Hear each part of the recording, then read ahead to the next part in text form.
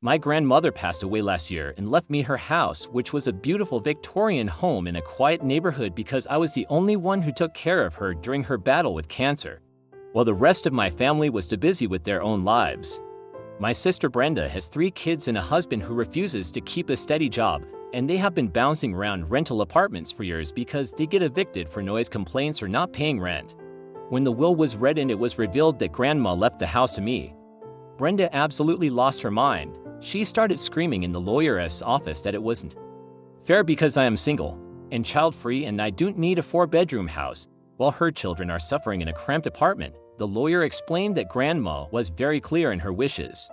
But Brenda stormed out and my parents immediately started guilt-tripping me. They told me that as the brother it was my duty to support my sister and her children, and that I should just sign the deed over to her and maybe I could live in the basement if I really wanted to stay. I told them absolutely not because Grandma left it to me specifically because she knew Brenda would destroy it just like she destroyed every other place she has lived. I moved into the house and started renovating it, and for a few months things were quiet until I came home one day to find a moving truck in the driveway.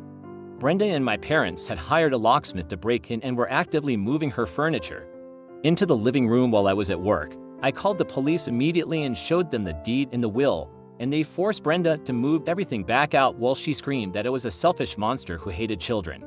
My parents told me I was dead to them and that I had embarrassed the family by involving the police. After that incident, the harassment ramped up.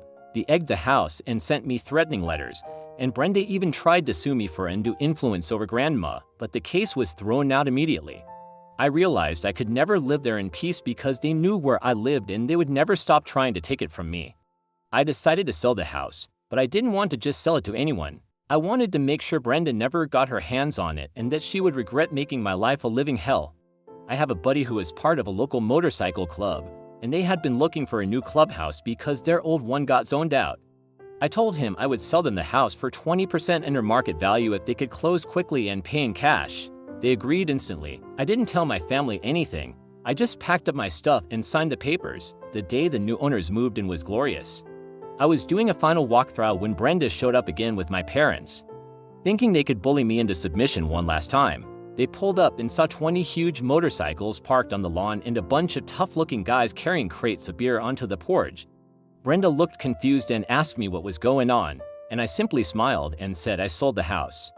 She started screeching that she was going to buy it, but I told her it was already a done deal and the new owners were very protective of their property.